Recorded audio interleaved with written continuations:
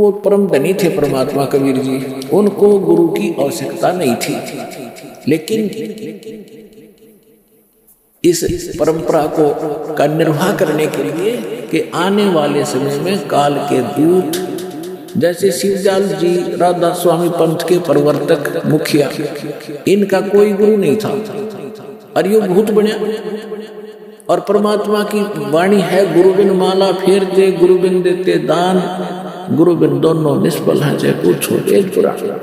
रामकृष्ण से कौन बड़ा, उन्हों भी गुरु की, और 3 लोक के वे धनी गुरु अगाधी। तो इसलिए परमेश्वर ने गुरु बनाना, परंपरा का निर्वाह करना अनिवार्य समझा। और दूसरा, एक तीर से 2 शिकार करने थे। रामानंद जी उनकी प्यारी आत्मा ब्राह्मण थे, उस समय ब्राह्मण के घर में जन्म होना न सोच लो, वो यूं समझा करते हमारे बराबर इस पृथ्वी पर कोई नहीं, इतना अहम था, इतने पूज्य थे ब्राह्मण उस समय। और यहाँ की फोकट महिमा परमात्मा को पता था, ये न लेकर डूबेगी। कबीर साहब कहते हैं, मन तो सुख के सागर बस रे, और न ऐसा यश रे, यहाँ कोई यश काम नहीं होगा, ये नकली है।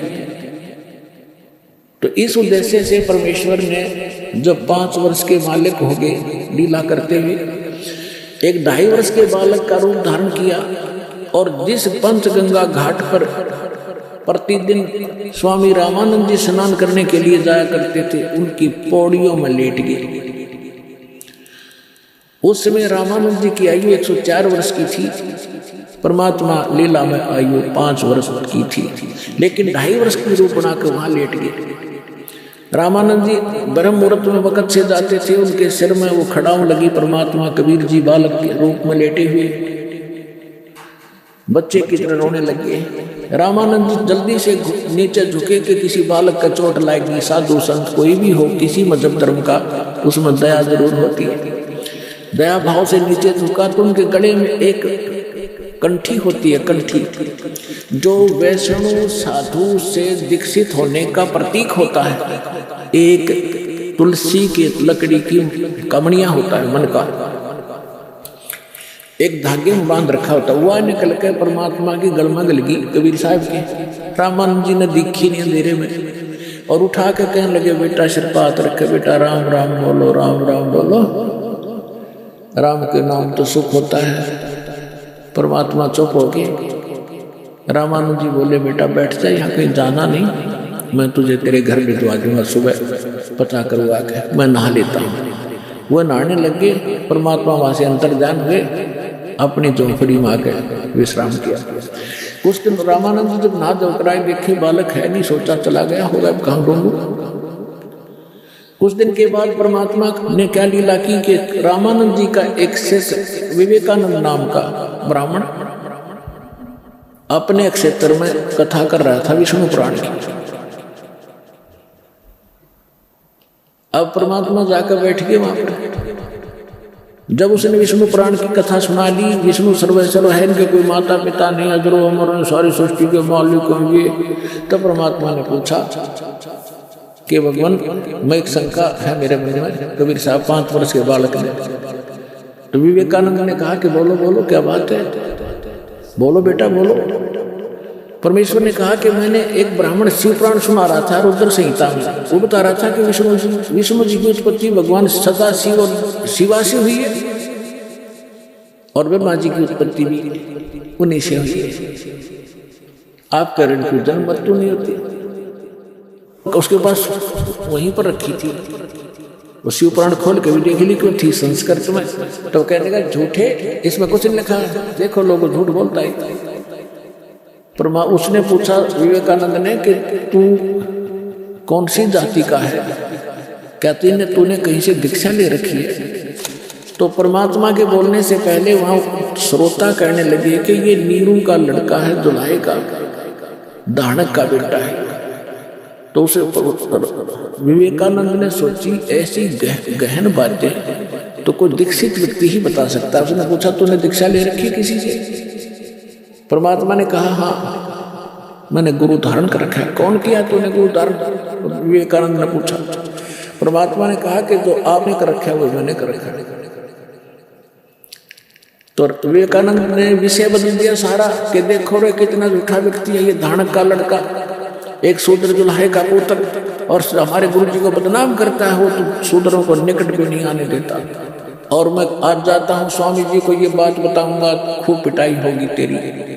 अब लंबी कथा ना सुनाकर शॉर्ट बताता हूँ। अगले दिन उसने जाके सामने रामानंद जी के कान भर दिए, स्वामी जी हमारी तो नाक काट दी धानक के लड़के ने, हम तो बाहर मुंह दिखाने लायक नहीं छोड़े, बड़ी सभा में कह दिया कि मैंने आपसे दीक्षा ले रखी है, हे भगवान कल मैं कैसे कथा करूंगा आपकी। तो कहते गरीबदास जी ने कहा है रामानंद यह बात सुन कैसे कूदा जैसे मृग टूट जाकर, झूठा है, कपटी है, उसको कल लाओ मेरे सामने, तेरे सामने जूते लगा दूंगा और सबको बुला लेना जिनके सामने तेरी बेइज्जती की। अगले दिन परमात्मा को पकड़ लेगी 10 बस डंडे विवेकानंद के गुंडे, और जाकर परमात्मा के सामने खड़ा कर दिया।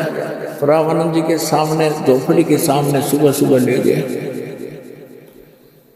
रामानंद जी ने अपनी झोपड़ी के गेट में पर्दा लगा रखा था, पर्दे से अंदर झोपड़ी के अंदर से खड़ा होकर वार्ता कर रहा था, ये दिखाने के लिए कि मैं इन शूद्रों को टच भी नहीं करता, इनके दर्शन भी सुबह सुबह नहीं करता। और वो श्रोता बुला रखे थे अपने सारे चमचे, विवेकानंद ने जिनके सामने उसकी बेइज्जती हुई थी वो सारे श्रोता बैठे। तो रामानंद जी ने पूछा कि कौन है, तेरी जात कौन है, तू किस भगवान की भक्ति करता, तेरा पंथ क्या है। तो कैसे वार्ता होती है उस आत्मा और परमात्मा की, गरीबदास जी ने चित्रार्थ की है। क्या कहते हैं, आडा पर्दा लाए कर रामानंद बूझनते, दास गरीब कुरंग छवि अदर डाक कूदनते। कुरंग माने मृग की तरह कूदता, झोपड़ी में पांव पीटे। कौन जात कुल पंथ है, कौन तुम्हारा नाम है, दास गरीब आधीन गति फिर बोलत है बलि जाऊं। रामानंद जी कह रहे तुम्हारा कौन जात है, तेरा कौन पंथ है, तेरा नाम क्या है।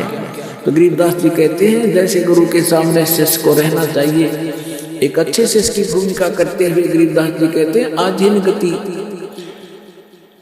दास गरीब आधीन गति बोलत है बलि जाऊं मैं। गरीबदास जी कहते बलिहारी जाऊं इस महापुरुष परमात्मा के कैसी लीला कर रहा था, एक अधीन होकर बोल रहे हैं और कह रहे हैं सच्ची जात हमारी जगत गुरु और परमेश्वर है पंथ, दास गरीब लिखत पढ़ो मेरा नाम निरंजन कंते। मैं अवगत गत से परे और 4 वेद से दूरी, दास गरीब 10 दिशा में सकल छंद भरपूरी।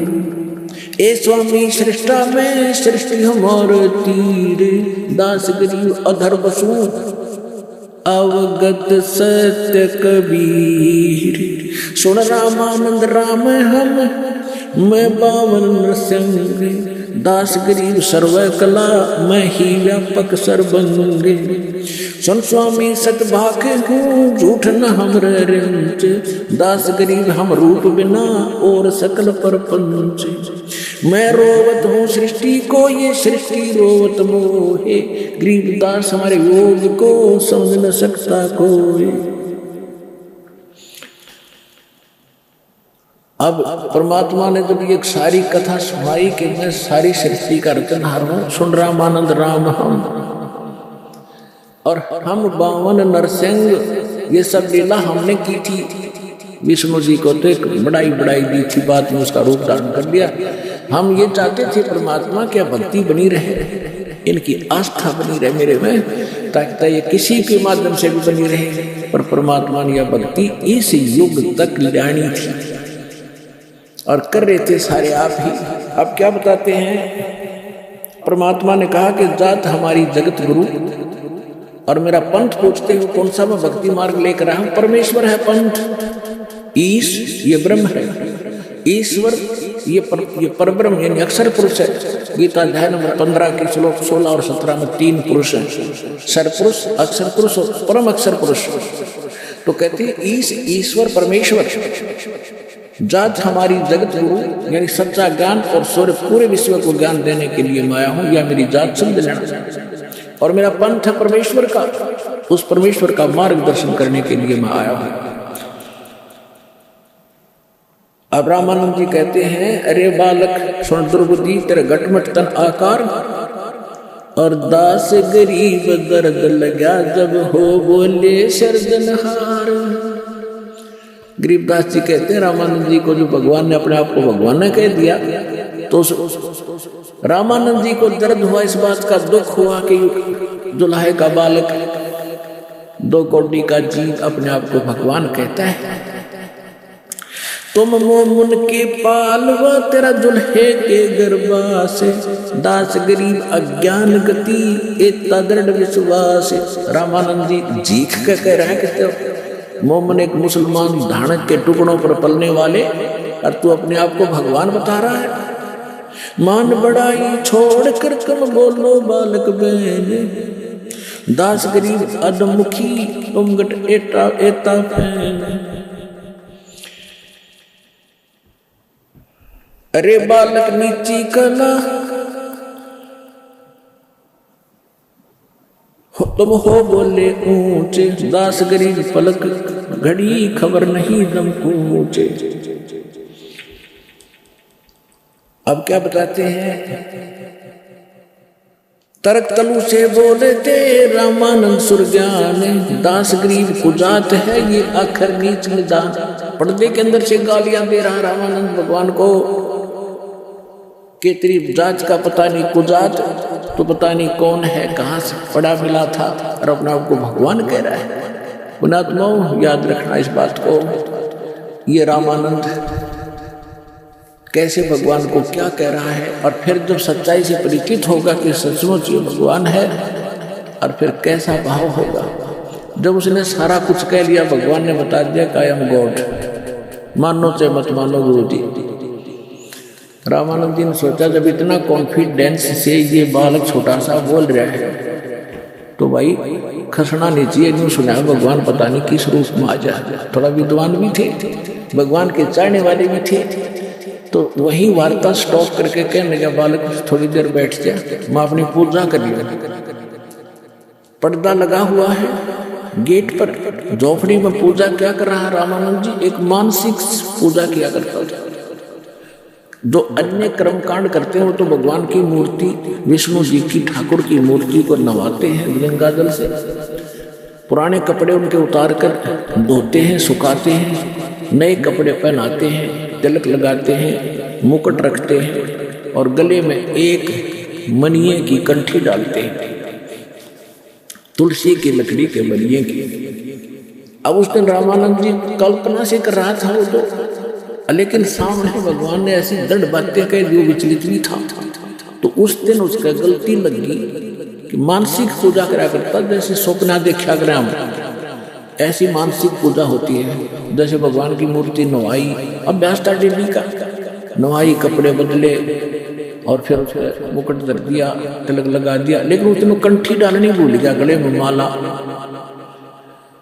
अब माला ना डाला पूजा खंडित, और मुकुट उतारा नहीं जाता। उस दिन एक नियम है इनका, मुकुट रख दिया भगवान के, उस दिन नहीं उतरेगा, अगले दिन ही उतारा जाएगा, जब उसकी फिर पुनः नवा दवाई करेंगे। मुकुट उतारा पूजा खंडित, और जब माला न डाली तो अधूरी। तो अपने आप को कोस रहा था मन में, आकाश मेरे से कौन सी भूल पड़ी भगवान, आज जीवन में पहली बार गलती हुई, भूल लगी मुझ नीच कह, बहुत मुझसे कोई भारी भूल बनी है, मुझसे कोई अपराध बना है जिससे मुझे आज इतनी भूल लगी। बाहर खड़े हुए 5 वर्ष के बालक वह कहते, स्वामी जी चिंता ना करो, इस माला की गांठ खोल लो, कुंडी खोलो, और फिर गले में डाल कर फिर गांठ लगा दो, मुकुट उतारना नहीं पड़ेगा। ओए होए, अब रामानंद जी, अब न कोई सामने मूर्ति है, मैंने देखेगा जाके का बता दियो पर्दा में क्या, और मेरे मन की बात इसने पकड़ ली। ओए होए, तो क्या कहते हैं, रामानंद जी ने वो पर्दा फेंक दिया, बाहर निकल कर आया, ब्राह्मण सोए जो ब्रह्म पहचाने। सूक्ष्म वेद में कहा वो ब्राह्मण है जो भगवान पहचान दे। और कहते हैं लोक लाज ना कीजिए निर्भय हो रही है। लोक लाज मर्याद जगत की तन जो तोड़ बगावे, जब कोई राम भगत गत पावे। एक तरफ तो उसकी मान बढ़ाई और इज्जत शिखर में थी कि ब्राह्मण कुल में जन्म है और 1400 ऋषि उसके प्रचारक है और सामने हजारों की संख्या उसके प्रशंसक बैठे। और दूसरी तरफ जुल्हे का बालक खड़ा है भगवान रूप में। अब इसकी यहाँ थी उस भगत की पहचान, लेकिन वो एक नंबर का भगत थे, सच्चा ब्राह्मण था। उसने संसार को ठोकर मार दी और 5 साल के जुल्हे के बालक को सीने से लगा दिया भगवान समझकर। जब उन्होंने परमात्मा को सीने से लगाया तो उनका शरीर ऐसा था जैसे रुई होती, तेज पुंज का शरीर, ऐसनाग्रम शुक्रमकायम। यजुर्वेद अध्याय नंबर 40 के मंत्र नंबर 8 में परमात्मा कबीर जी की यह महिमा स्पष्ट लिखी है कि उसका शरीर है कबीर जी का, लेकिन वो उसमें नाड़ी तंत्र हार्ट जाम वाला नहीं है, तेज पुंज का नूरी शरीर। अब वो सामने देख रहे थे, कहते हैं बोलत रामानंद जी हम घर बड़ा सुकाले, गरीबदास पूजा करें मुकुट फही जदमाले।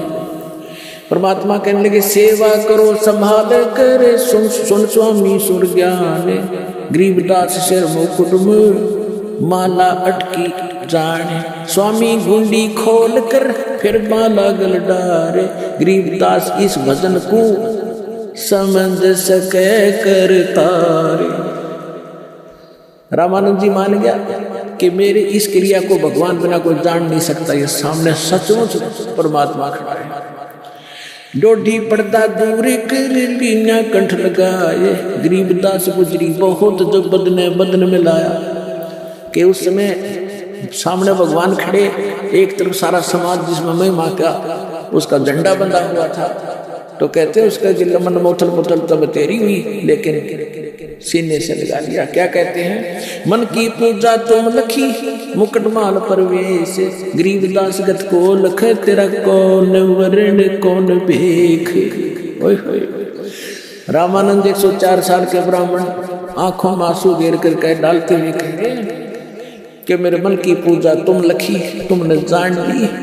मेरे मुकुट में माला फंस की, तू डालना चाहा था मुकुट में, कहा उलझ गई थी। तो मालिक ने कहा था इसको खोल के गुंडी फिर गल में डाल। मन की पूजा तुम लखी है मुकुट माल प्रवेश। और रामानंद जी कह रहे हैं, गरीबदास जी बता रहे हैं कि गरीबदास गति कौन लखे, तुझे कैसे पहचाने। हम जीव किस तो वर्ण में यानी दानक जुल्हे सुंदर वर्ण में खड़े हो, और के आपकी वेशभूषा हम जीव कैसे पहचान सकते परमात्मा। मन की पूजा तुम लखी मुकटमाल प्रवेश, गरीबदास गति कौन लखे तेरा कौन वर्ण क्या भेख। फिर कहते हैं ये जो दीक्षा तुम दी मान ली मन मोरे, गरीबदास तुम कोमल पुरुष और हमारा बदन कठोरे। अब विद्वान पुरुष थे, समझ गए कि मेरा अहम तोड़ा है, अहंकार टूटे बिना भगवान मिला नहीं।